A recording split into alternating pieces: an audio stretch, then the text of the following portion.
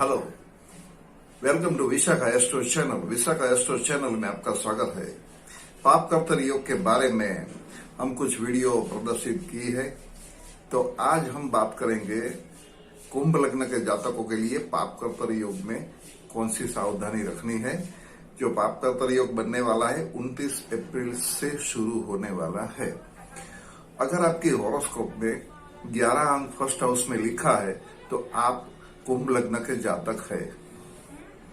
तो यहाँ आपकी हॉरोस्कोप के मुताबिक सेकंड हाउस में मतलब द्वितीय स्थान में कुंडली का दूसरा स्थान जो होता है धन स्थान, वहीं मीन राशि का गुरु होने वाला है 13 अप्रैल से, और 29 अप्रैल से जब कुंभ राशि में शनि आएगा तो आपके सेकंड हाउस में पाप कर्तर योग बनेगा, क्योंकि तृतीय स्थान में राहु आने वाला है मेष राशि का 12 अप्रैल से।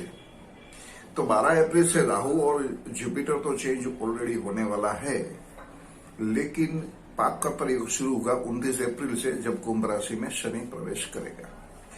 क्योंकि यहाँ कुंभ और मेष राशि के बीच में मीन राशि जो सेकंड हाउस में है वहां गुरु की उपस्थिति है, और शनि और राहु के बीच में गुरु पाप कर्तर योग में रहने वाला है 3 महीने के लिए, 90 डेज। ये सबके लिए होने वाला है, लेकिन अलग अलग भाव में होता है, इसलिए हम अलग अलग जन्म लग्नों के लिए चर्चा करते हैं। विशेष करके आज हम कुंभ राशि के बारे में मतलब कुंभ लग्न के बारे में कुछ बातें करेंगे पाप कर्तर योग की। कुंभ लग्न के हॉरोस्कोप में द्वितीय स्थान में पाप कर्तर योग बनने वाला है। भाई, पाप कर्तर योग कोई शुभ योग तो नहीं है, कोई फायदा करने वाला तो नहीं है। यहाँ सब बातें नुकसान की हो रही है, सबके लिए अलग अलग किस्म की नुकसानी मुश्किलियां पड़ने वाली है। तो यहाँ सावधानी रखनी है धन स्थान के बारे में, हाउस ऑफ फाइनेंस। वैसे तो गुरु स्वगुरु ही है हाउस ऑफ फाइनेंस में, इसलिए शुभ होना चाहिए, बहुत धन आएगा, लेकिन ये 3 महीने के दौरान नहीं, बिल्कुल नहीं जाने वाला है। आपको सावधानी रखनी पड़ेगी फाइनेंस के बारे में।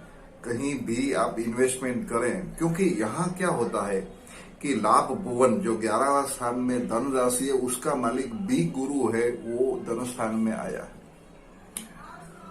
तो डेफिनेटली आपका इनकमिंग सोर्स स्टॉप हो जाएगा, आवक, स्रोत आवक। तो यहाँ सोर्स ऑफ इनकम के बारे में कोई अच्छा रिजल्ट नहीं है। आप कितनी भी मेहनत करें, कितना भी प्रयत्न करें, लेकिन आपका कोई इनकम बढ़ने वाली नहीं है 3 महीने तक। उसके सामने आपको ये सावधानी रखनी होगी कि आपकी जो भी मूड़ी है आपके पास, वो कहीं दाव पे मत लगाइए, नहीं तो वो भी चली जाएगी।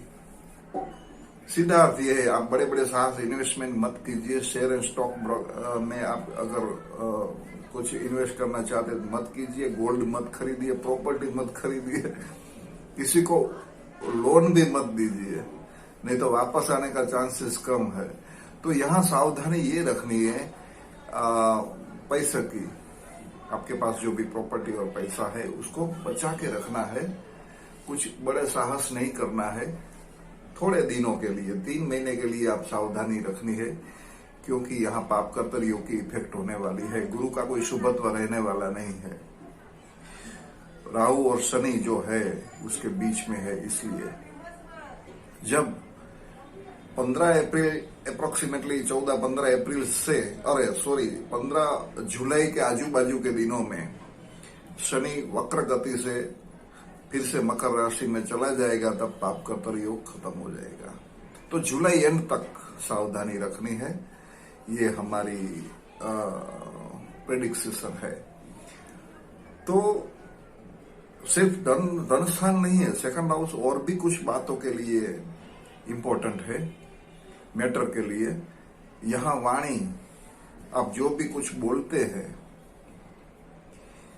उसके ऊपर प्रभाव रहेगा पाप कर्तर योग का, क्योंकि आप जो भी कुछ बोलेंगे उसका वजन नहीं पड़ेगा।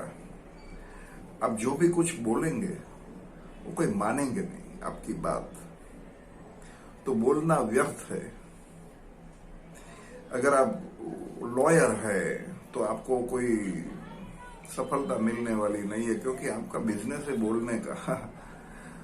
और अगर आप कुछ एंकरिंग करते हैं या कोई आपका ऐसा पेशा है कुछ बोलने का, तो उसमें कोई फायदा होने वाला नहीं है।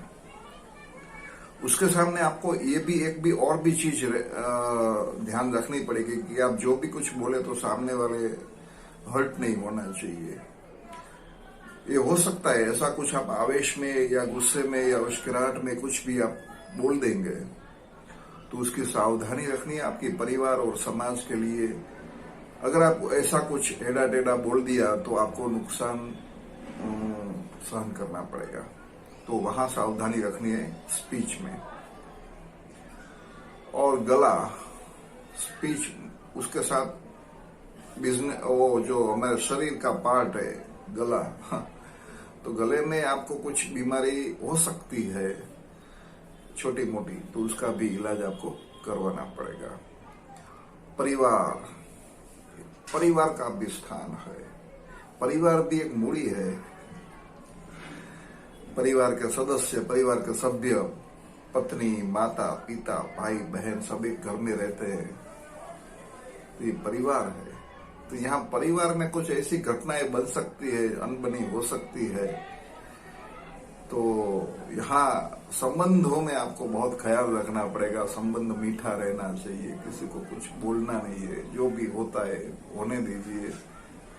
धीरज रखना है, संयम रखना है, सावधानी रखनी है। तो भाई ये तो कुंभ लग्न वाले जातकों के लिए सेकंड हाउस जो धनस्थान के बारे में तो 3 महीने तक आपको कोई अच्छा रिजल्ट मिलने वाला नहीं है। तो बस शांति से बैठना है, सावधानी रखनी है। कुछ दौड़ा दौड़ी करने की जरूरत नहीं, कहीं से भी बोरो मनी लेने का भी जरूरत नहीं है, देने का भी जरूरत नहीं है। जो भी आपके पास मूड़ी है, पैसा है, वो बचा के रखना है। थोड़ी सी सावधानी, ज्यादा नहीं। और क्योंकि लाभ भुवन जो है 11th हाउस का भी लॉर्ड बनता है, 11th हाउस का भी जो भी फंक्शन है, लाभ, गेन, वो दरवाजा बंद है। दोस्तों के साथ भी आपको कुछ रिलेशन में रुकावट आ सकती है, मित्रों के साथ। तो ये जो चीज है आपको मैंने अलर्ट किया है कुंभ लग्न वाले जातकों के लिए। तो जुलाई एंड तक, 29 अप्रैल से लेकर जुलाई एंड तक आपको ये सावधानी रखनी है।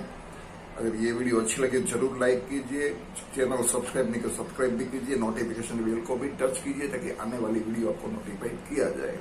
Thanks for watching.